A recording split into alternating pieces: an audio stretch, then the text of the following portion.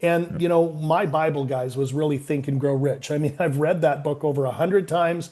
And in that book, Napoleon Hill and Andrew Carnegie talk about, having a white hot desire. And a white hot desire is when you want something bad enough, you'll figure it out. Right. Yeah. And if you look at Elon Musk, you look at Richard Branson, you look at Steve Jobs, Oprah Winfrey, Jason, Frank, and Trevor, again, we're not just interested, we're committed. And it's those four S's that if we keep those in top of mind and we constantly improve every day, we can absolutely stand on our own shoulders and surround ourselves with like minded people and literally take our success, wealth, and freedom to a whole new level. And that's what anybody can have as long as they write the story to win. Welcome to the Ironclad Underwriting Podcast, where precision meets performance in commercial real estate. I'm your host, Jason Williams, and every week we deep dive into the strategies and systems and stories behind rock-solid underwriting. Whether you're a seasoned analyst, an up-and-coming investor, or a commercial real estate professional looking to sharpen your edge, this show is your front row seat to expert insights, emerging trends, and real-world underwriting tactics that stand the test of time and scrutiny. From market assumptions to debt structuring, cap rates to cash flow, we're cutting through the noise and getting to the numbers that matter. So sharpen your pencils and fire up those models. Let's get to work. This is Ironclad Underwriting. Hey, everybody. Welcome to this episode of Ironclad Underwriting Podcast. And as you know, Frank here, my business partner and friend Frank, is sort of a co-host. But we also have a special guest, master coach, my friend, business partner, Coach Trevor McGregor. How are you doing, Coach T? I am blessed and grateful and absolutely stoked to be here with you two rock stars. So thanks for having me on. Thanks. Yeah, we've been working with Coach T for 5.5 years now. So, I mean, he's probably part of the or main reason why I even have a podcast. But anyway, he's my business coach and mindset coach. And so we are going to discuss mindset and underwriting, because when you're going through numbers, it's easy to get in the weeds and your mind starts getting into bad places. And so there's a lot of things you need to do to keep your mindset in order or in check while moving forward. So do you have any tips and tricks for us moving forward, or any ideas, or what are you thinking, Coach? Well, I think that there's so much to talk about. I mean, guys, I mean, we're all real estate investors. We've been investing in real estate collectively for a lot of years. And let's just say that, things change. And as a high performance coach and a master platinum coach who's done over 45,000 coaching sessions, yes, that's an actual statistic. You'll hear my voice is a little bit raspy. And I've been investing in real estate since 2003. I mean, you get to a place where you see that, change is a constant. And if people aren't really, keeping up in their mindset and then executing on a great strategy, they're never ever going to be able to unleash their power the way they could if they really understood that, Tony Robbins, who's arguably one of the top personal development performance gurus on the planet and somebody that I had the good fortune to work with and for half a decade, he says that success is 80% psychology and how you think, and then 20% mechanics of going out there and taking action. What do you guys think of that? I agree. And what I see a lot of times is people get so caught up in like the numbers that they're too afraid to like pull the trigger. And so they never actually take that 20% action. And so a lot of times I've met with people who are like 100% mental. They keep just going through and over analyzing. And then it's like, well, okay, well, guess what? Call for offers has already gone by a week ago and you didn't do anything because you couldn't pull a trigger. So that's one thing that I see quite a bit is, I guess, analysis paralysis. So Absolutely. And, I'll throw this one to Frank. And Frank, again, I know you've been investing a long time. We've been to conferences together. All three of us, including Jason's wife, Angel, invest together. So we're no strangers to each other. Would you say that because again, you've got your fingers in many different, I would say, asset classes, and you have real estate all over, not just in the US, but do you see that, people are panicking a lot more when it comes to almost having that doubt, that fear, that worry that no deals pencil and that, what, it's not as prosperous as maybe it was 6, 7, 8, 10 years ago? I mean, how would you speak to that? I would say that there are definitely some people out there, especially people that haven't done any or many deals yet, that are very concerned with that. I think that people that are in the business understand that we're in a little bit of a strange spot in the market cycle, and most people that are really good at this business are willing to wait.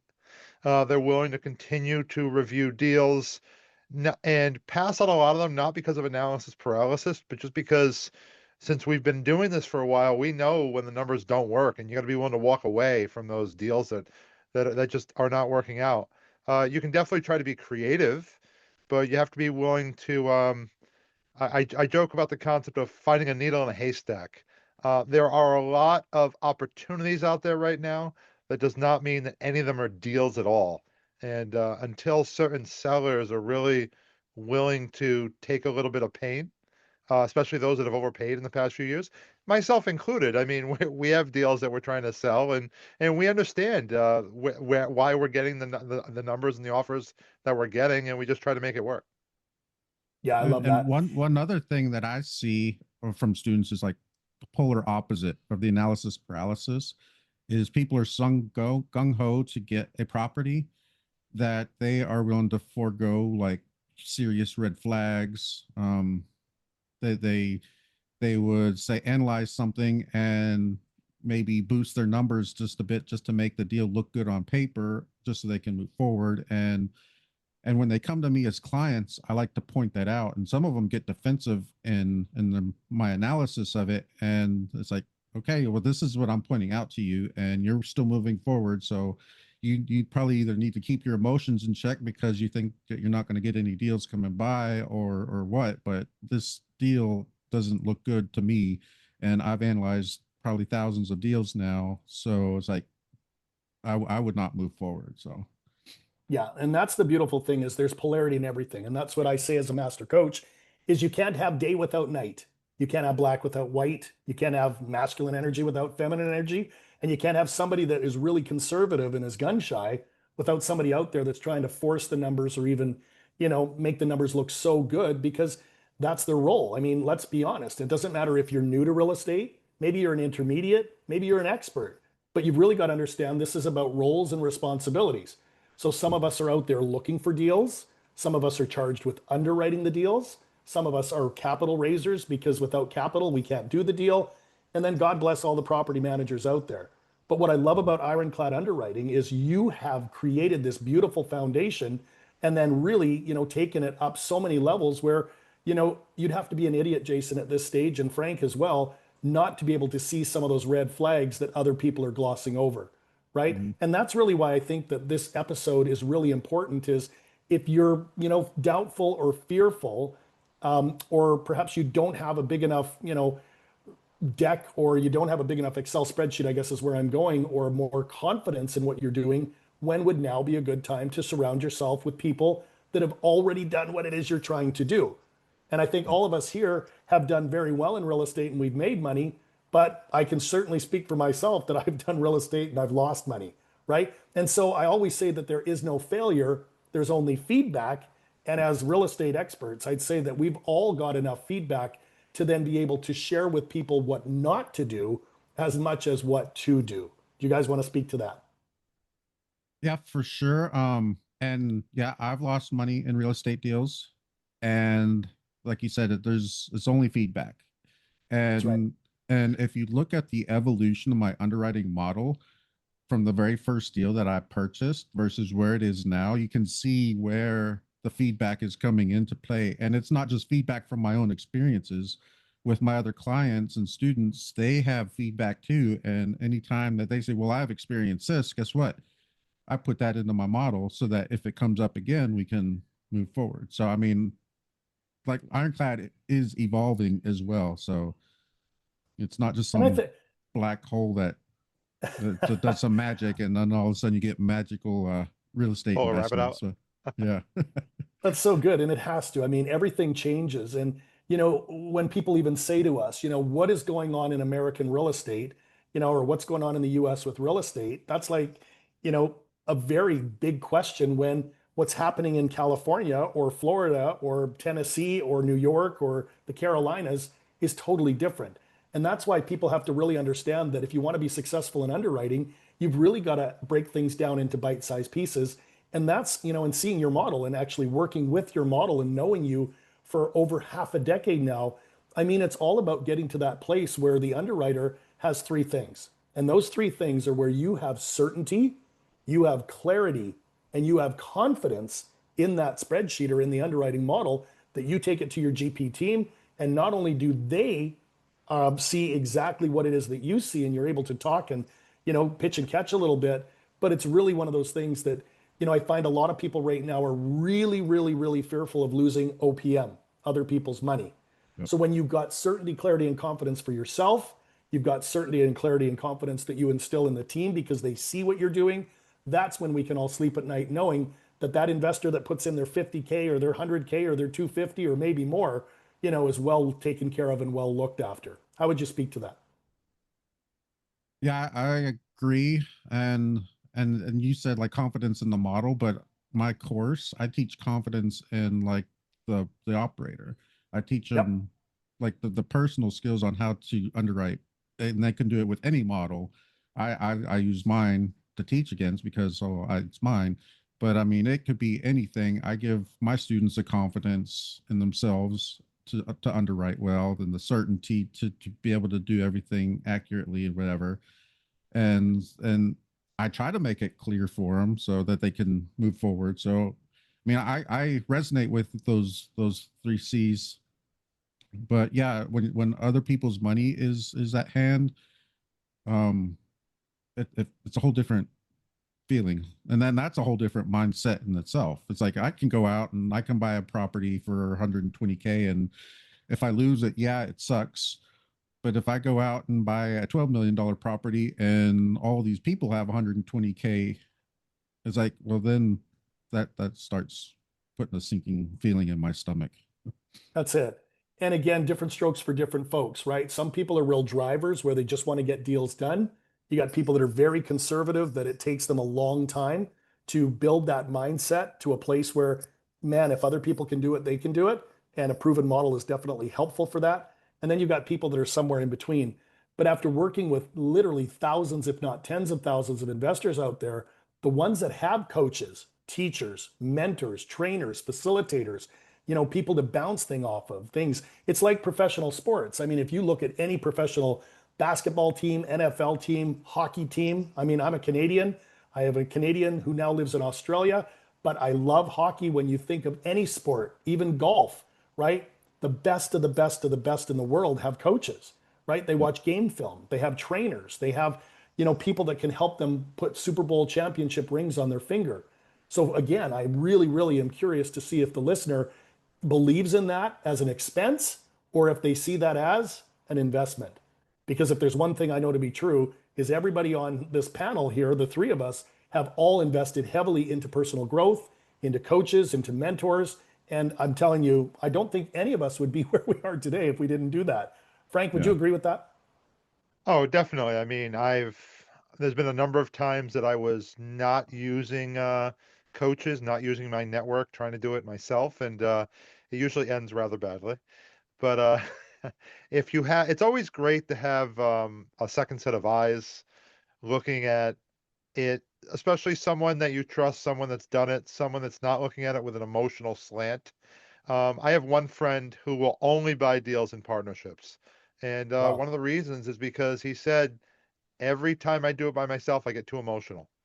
Mhm. So it's almost like he feels a little extra protected that someone else in his network is looking at it and also he's protecting their money as well, not just his money. He's more of a risk taker. So he's not always worried about his money as much, but once there was a second person involved where it's someone else's money, he takes a better look at it. Yeah, well, that's a great place for us to kick this off because this is really my passion. Because when we really get into the mindset, I mean, our thoughts are like seeds that get planted in a garden. So think about this that we have roughly 60 to 80,000 thoughts a day. Now get your heads around that. 60 to 80,000 thoughts a day. Some of them are where are we going to go today? What are we going to eat? How's our family? What phone calls, what meetings do I have? So roughly, about 20% of them are or conscious, where 80% of them are subconscious.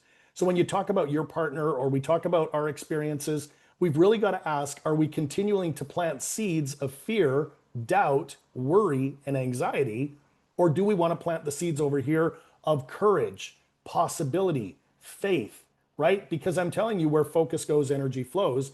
And it all starts with the seeds that we plant in our garden, because our thoughts become things, right? And our thoughts really are the things that motivate us to either play small or to say, you know what, I'm going to go out there and figure it out come hell or high water. And that's when sparks fly and magic happens.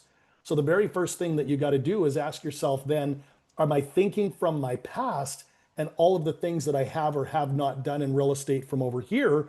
Because if you're only thinking about the past, you're really missing out on stepping into the present, which is to make new decisions from new beliefs and new ideas and new concepts. Because if you step into the present, it's from here that we can do the right things in the right order, at the right time, and for the right reasons to create something over here that I call the predictable future, right? Not just the future, guys, but the predictable future. Because if you follow the path of what Jason Williams teaches, or you follow Frank's playbook, or you follow my playbook, I mean, what are the chances of getting from where you are to where you want to be much faster, much more eloquently, right? With less stress, less doubt, less fear, and less, money lessons. And that's what it's all about. So at the end of the day, we start with, what are the seeds you're planting? What are the thoughts you're having? Because thoughts create emotions, and emotions create motives, and motives create action.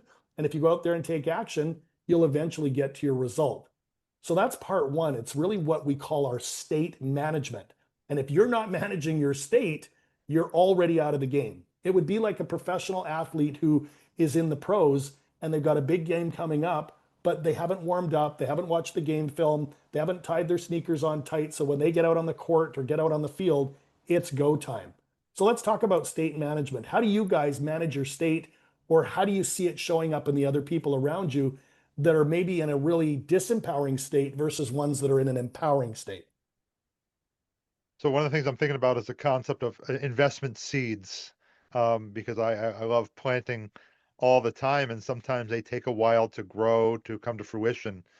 Um, Basically, I'm also thinking about the concept of what you're doing right now. How are you feeding your mind? Yes. So, we all make choices every day on what we want to do with ourselves, and we really have to think about, do I want to do this today? Do I want to do that today? And think of the things that are going to benefit you versus the things that aren't. So, just like the concept of you are the five closest friends, when you're out there, and it's like, who do I want to be more like? Who do I want to grow with? And I have friends of all ages, and I have a lot of friends that are in their 20s right now, and it's like, do they want to go out and party every weekend? Even like on a Thursday night, it's like, well, no, no. Today's Thursday night. We have the real estate group meeting. Feed your mind with some new education, get some networking in, build those relationships for the future. Yeah, absolutely beautiful. Jason, you want to stack on that? Yeah, and actually, my mind just went blank. But yeah, I was thinking about. So I listen to podcasts a lot. When I walk, I used to walk all the time. I'd listen to a podcast. I'd listen to Dan Sullivan. He's co-author of like Who Not How and 10x Easier than 2x and a few others. But one thing that resonates with me from him is when I'm working with a team or my partners, it's like, be the hero for them. It's like you don't have to be like the guy who does everything, but in your wheelhouse, show up and do what's supposed to be done so that you're their hero and they can trust you to do what you need to do. And so when I'm working with Frank or I'm working with you, I was like, well, I really don't want to do this right now. I'd rather play World of Warcraft or hang out with my girls. But it's like, no, I really need to get this letter out. I really need to transfer this money before such and such date. And so it's like, now I have to get on the call with a bank, I have to be on hold for 45 minutes. And it's like, I don't like doing that, but I know I need to do that because I want to be the hero for my team. And I so love it. that's how I think about it. So Well, somebody's got to steer the ship, and the captain is, is the leader of the ship. And if you're not steering the ship, who is? yeah. And that's why your focus and that state management is so important. And I love what both of you said there, because I believe that that's what really separates the boys from the men and the girls from the ladies is, and it really takes us to point number two, which is your identity, because we have to cultivate an identity that says, I'm willing to do more than what the average person is willing to do. I'm willing to go to the meetup. I'm willing to listen to podcasts. I'm willing Mhm. to read the books. I'm willing to go to the real estate conferences, right? And I think that, for the committed, there's always a way. But are you really cultivating that in your culture, in your team, in your partners, right? Because I'm telling you, this is really where I believe that people have the greatest opportunity to see real estate as a wonderful vehicle for growth, not only to make money, but to elevate, people around you. So if we really change our state and we're focused on what we want, why we want it, and what we're willing to do to go get it, and then we adopt a beautiful story or an identity that says, I'm learning, I'm growing, I'm doing this, I'm not just interested, but committed, that's when sparks fly and magic happens. So before we go to point 3 or 4, and that kind of all comes together to make, real estate investors the masters that they can be, how would you guys speak to how important your identity is as a real estate investor, and especially the part about doing things that average people aren't willing to do? I think when I think of identity, I'm an investor, whether it's real estate or whatever. That's always been a part of my identity. So that makes it easy. Even when I was working 2 jobs, 7 days a week, I always thought of myself as an investor first, which makes life easy. Thinking about identity, Jason and I last week went out to Oklahoma City to look at a property, and that was a good sized trip that I really didn't want to take, but it was the right thing to do because we had a possible partner that really wanted us out there looking at the property. Jason and Angel to drive 2.5 hours to get up to the property as well, and we all made it happen because, like you said, it was a commitment thing. And if you want to do deals, you have to be willing to sacrifice a little bit to stick your neck out. For me, it was a 48-hour trip, and that's perfectly fine. And we made it happen. We're probably going to end up passing on the deal, but I think that helps strengthen relationships. People can count on you. That's so good. And yes, Jason and Angel told me about that deal and going out to kick the tires. And it sounds like you guys, I mean, that's a perfect example. If you're not interested in just doing it over the phone or over the internet or Zoom, but you're committed to go look at a deal that you don't even know if you want to do or pursue even further, that's really what we're talking about. That's called leaning in. Jason, do you want to stack on that? So stacking on the identity, um, like my identity growing up and everything, well, from college on, it's like I was an engineer, went through engineering school, got my PhD in engineering, spent 15 years as an R&D engineer. So to me, that was my identity, and I kind of just did real estate on the side. And so I left my job in the summer of 22, so it was like right at 3 years ago. And my identity now is I'm a full-time real estate investor, and that's what I feel myself as. But I also have to like tell myself like, hey, no, you're also an underwriting consultant and an underwriting coach.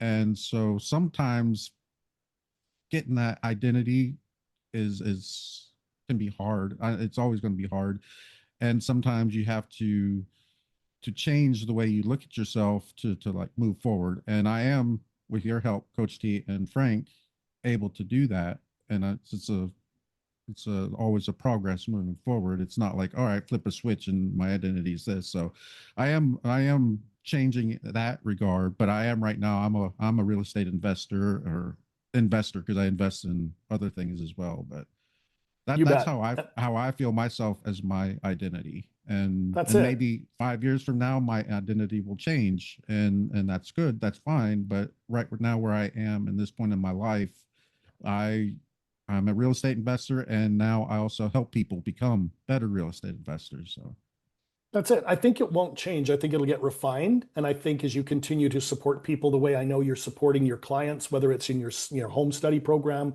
or your live program or some of the conferences that you and Frank and I attend together, I mean, there's just no question that you have a huge heart, Jason. And I know Frank does, coming with a school teacher background. So it's really part and parcel of not just saying, I'm a husband, I'm a father, I'm a real estate investor, I'm a underwriting coach, but it's also what we call character traits that you bring to it, right? So when you think about character traits, if I said to you, what character trait does Elon Musk have?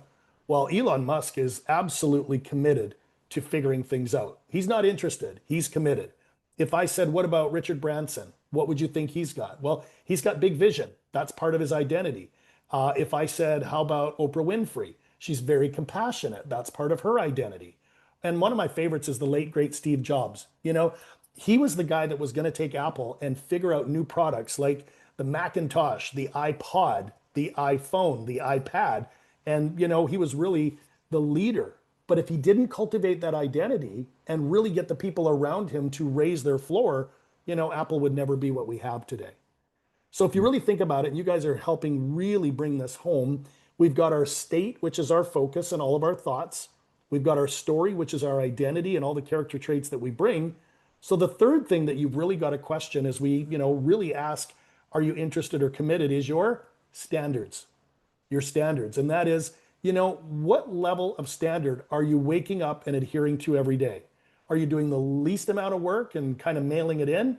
Or are you somebody that gets up and you're fired up about underwriting or fired up about real estate or fired up about finding a deal or finding partners or the right property manager or the right lender or whatever it is, insurance, whatever, to really put a bow on that opportunity, right? Because I can tell you a lot of people have dropped their standard since COVID. They've actually started to play small, whereas a lot of the people we surround ourselves with, they don't care what's going on in the world. They see opportunity everywhere and they raise their standards and combine their state and their story and their standards to go out there and make stuff happen. So when you really think about underwriting specifically, how would you guys speak to seeing some people that maybe have a lower standard and do the path of least resistance versus the ones that are defiantly committed to figuring it out and raising the bar? What do you think? So I see this a lot from clients, and I wouldn't say my students because my students are coming to me to raise their standards. Yes. But my clients who come to me for a second set of eyes would come to me with a spreadsheet taken from some guru or mentorship program that they signed up for.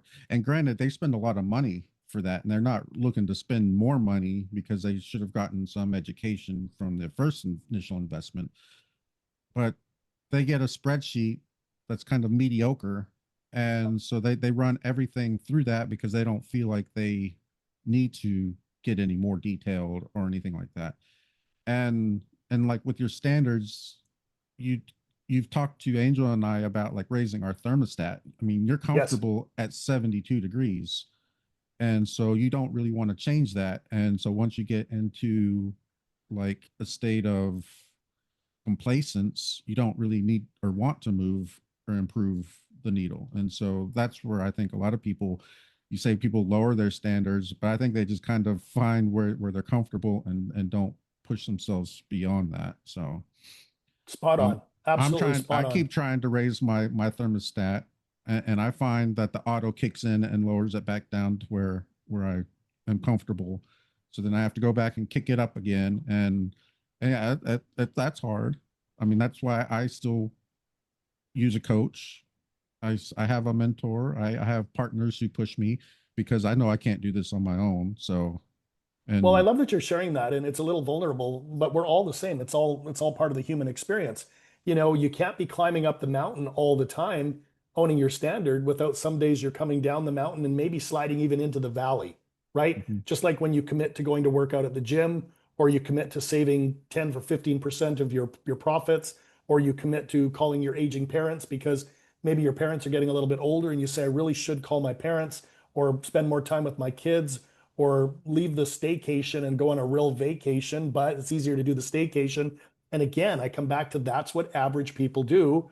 And if you're listening to this podcast, I can tell you you're not average. yeah. You're somebody that's absolutely committed, if not defiantly committed, to living a life of financial freedom, maybe some time freedom, maybe location freedom, right? Because if you can start moving towards financial freedom, time freedom, and location freedom, because you've changed your state, you've changed your story, and you've raised the bar in your standards, that's really the recipe for success and what high performers do.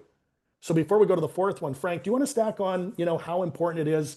And I know you live high standards because you've really had some phenomenal success and it's not been a straight line, but how important is it, owning your standards for you to look back and see how you've really been able to, hit it out of the park?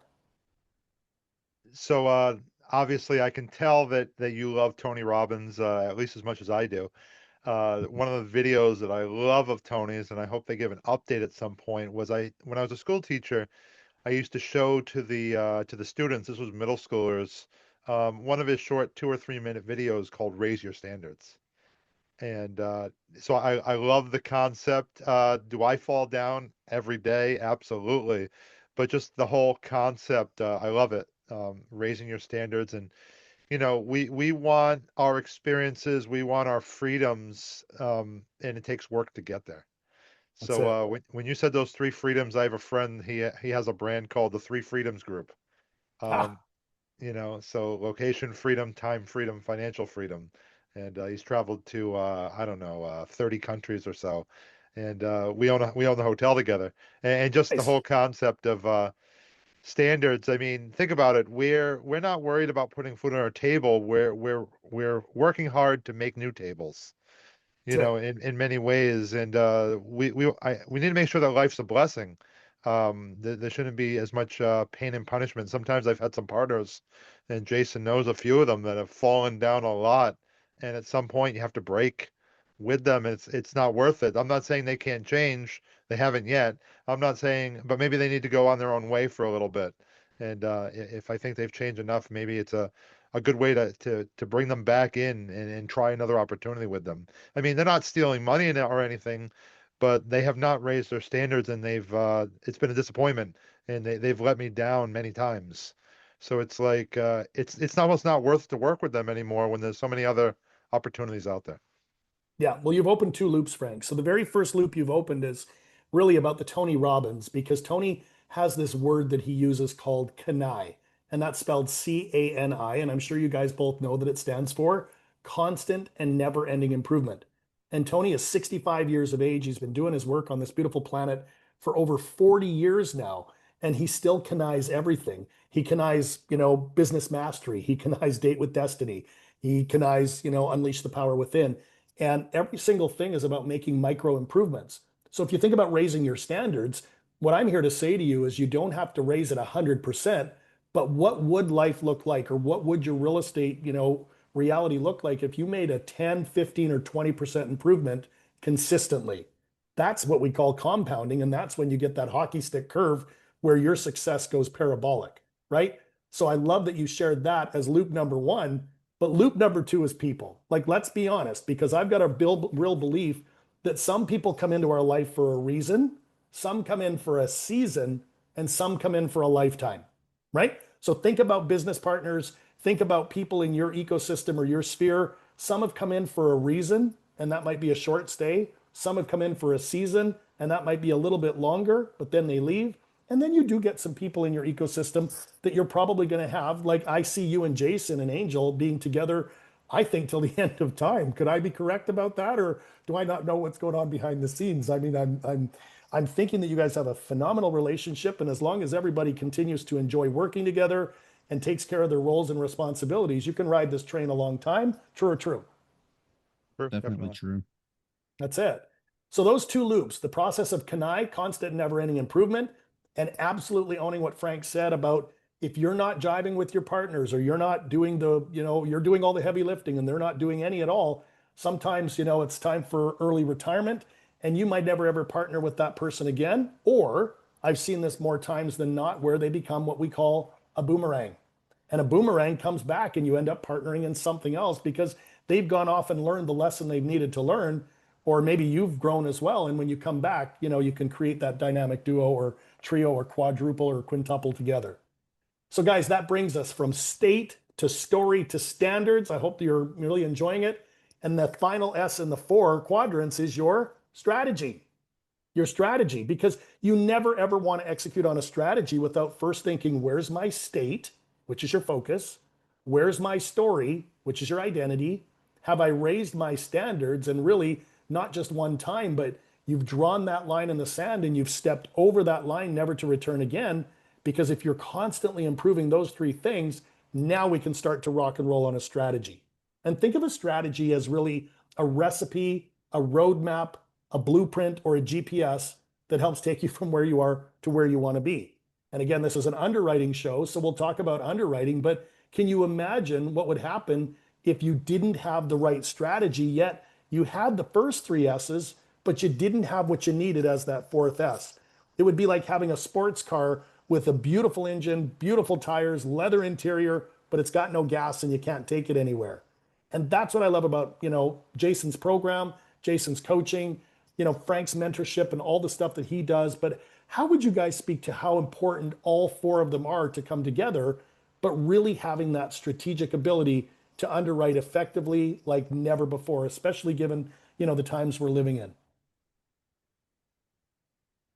So I was thinking back, and I use this a lot, is from Alice in Wonderland when she goes up to, was it the caterpillar smoking the hookah?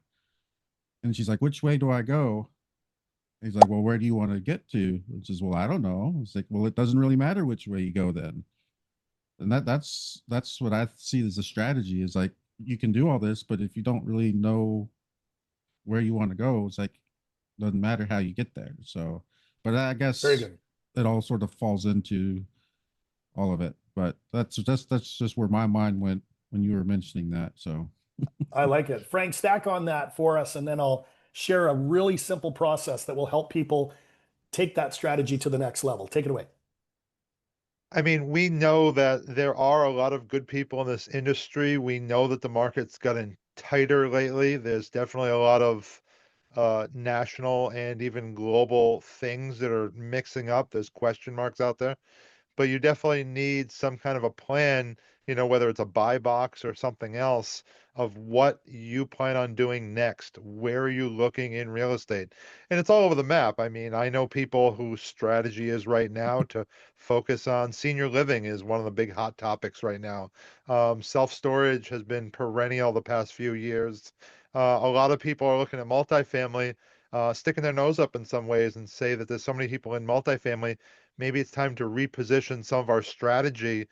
They still want to be in multifamily, but maybe there's a pause right now as interest rates where they are, and some of the larger complexes of the brand new stuff has come online in certain markets where there's a little bit of overage of the need for housing, and it needs a few quarters to really get into the market. With that being said, when you say strategy, especially with underwriting, that's the kind of stuff that I'm thinking about. I'm also thinking about some of the different key factors, like Jason and I have looked at what are some of the problems in our last few deals? What are the things that have really killed deals in the past few years? With the main two being just tax hikes that were unexpected and insurance. Correct. With the third one possibly being, especially in markets that have had a lot of new development, a supply or even just rental increases have paused in many markets, if not declined. So when I'm thinking strategy, I'm thinking about how is that changing your underwriting right now? That's So so good. we were just looking at a deal before this call, and it's a great deal. It's near Ohio State University, Yep. and just looking at some of their numbers, it's like we knew red flag, their insurance was like $138 a door. It's like, what decade is that number from?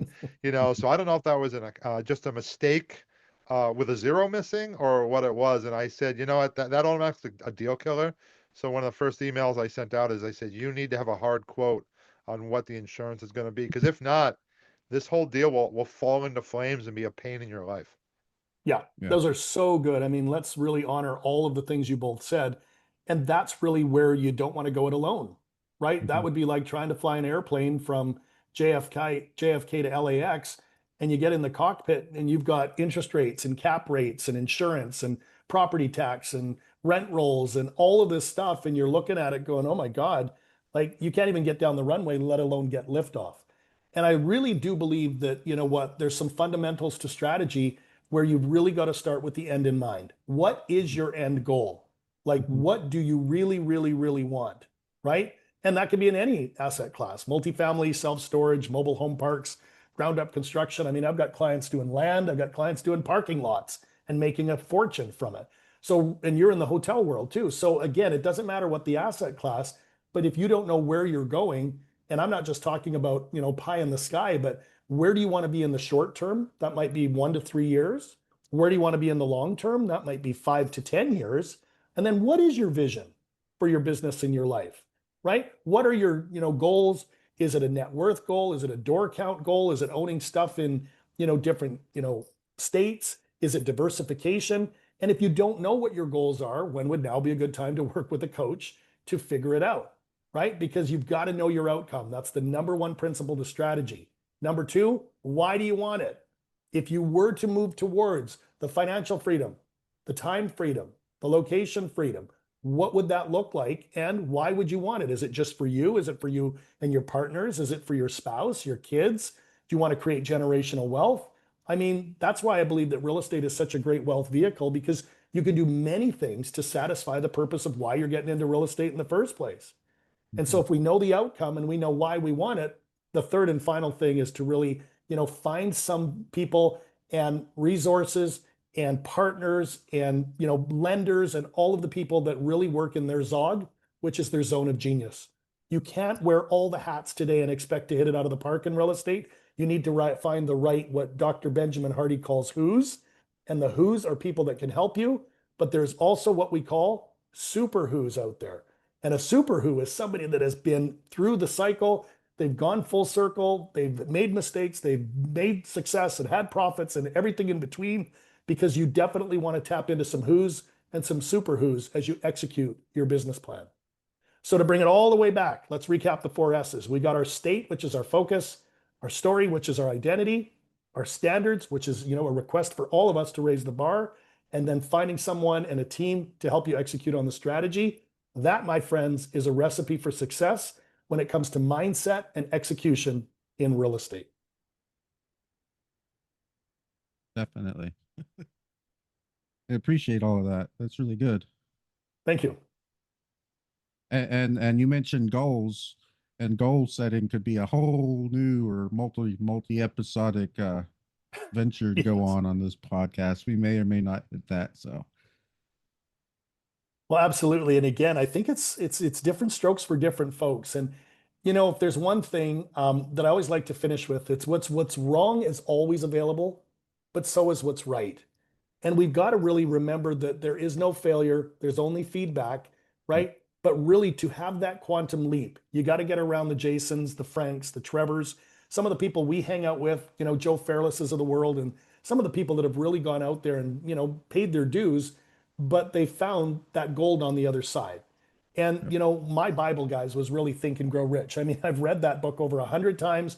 I've listened to the audios so much that my kids can recite passages from the book. And in that book, Napoleon Hill and Andrew Carnegie talk about, having a white hot desire. And a white hot desire is when you want something bad enough, you'll figure it out, right? yeah, And if you look at Elon Musk, you look at Richard Branson, you look at Steve Jobs, Oprah Winfrey, Jason, Frank, and Trevor, again, we're not just interested, we're committed. And it's those four S's that if we keep those in top of mind and we constantly improve every day, we can absolutely stand on our own shoulders and surround ourselves with like minded people and literally take our success, wealth, and freedom to a whole new level. And that's what anybody can have as long as they write the story to win. Trevor, awesome. thank you so much. You always impress me every time I speak to you, and that's why I enjoy hanging out with you as much as I can. Thank you, Frank. And I echo that back to you. I know we were recently at a conference together and we've been at many conferences together. We've invested together. We've done a lot of things. And I'm telling you, the future is friendly. We're not done yet. So let's keep a good thing going. Yeah, and I definitely will be hanging around both of you for a long time to come. So That's it. And what I love about you, Jason, is you're that steady Eddie who knows that if you dot the I's and you cross the T's and you really do the work, that success, wealth, and freedom is available for you. And you're proving that, like Frank and I are as well, but you're proving it because I know that your why is your family. And mhm, you're not just a phenomenal, doctor and engineer and underwriter and real estate investor, but you're a good person and Frank's a good person. So if there's anything that I can say, being around you guys for, gosh, over half a decade now, is not only have we become pretty good at doing this real estate thing, but, we have a lot of fun along the way. And I'm telling you, real estate's a lot more fun when you're having fun. Would you guys both agree? yeah. Absolutely. I love playing Monopoly in real life. You know. I And love it. Trevor, I know you're in Italy right now, but if you ever get to New England, let me know. I'd love to take you out to dinner, Rhode Island, Boston. Maybe I'd even take a 3-hour trip to New York, which I know is a long drive for me. That's awesome. Yeah, we travel a lot. We really do believe in financial freedom, time freedom, location freedom. Again, I'm Canadian, but we live mostly full time down under in Australia. But we love coming to North America and Europe, and then when we get back home, we're off to Japan. And we really believe that we are global citizens. And I'm telling you, real estate, and it hasn't been easy, and it wasn't set up this way from the beginning. But real estate's what's really allowed us to play a bigger role and want to give back, because on top of that financial freedom, time freedom, and location freedom is really impact freedom and relationship freedom. What do you want to do to make a bigger impact, and who do you want to spend time with? So my wife Lisa and I, we run a lot of real estate retreats and mindset retreats and couples retreats. So whether we're in Australia, Canada, the US, Asia, or Europe, we're doing something that is personal growth or real estate related. So there's a good chance that, we can run into each other regardless of where we are on the planet. Absolutely. All right, cool. Well, thank you, Coach T. Appreciate it. I'm sure you'll be a recurring guest here. I hope so, because you have a lot to offer my listeners. And I think unless there's anything else going on or any other comments, I think that's it. And we'll catch you next time. Yeah, well, thanks for having me on. And again, I really encourage everyone to maybe, re-listen to this episode, share it with their family, their friends. It's not just helpful in real estate, it's truly helpful in life. So guys, you're both rock stars. Thanks for having me on, and we'll see you the next time we get together. Thanks. Right, cool. Thank you. Bye-bye. Bye. And that's a wrap for this episode of the Ironclad Underwriting Podcast. If you got value from today's conversation, make sure to subscribe, rate, and share the show.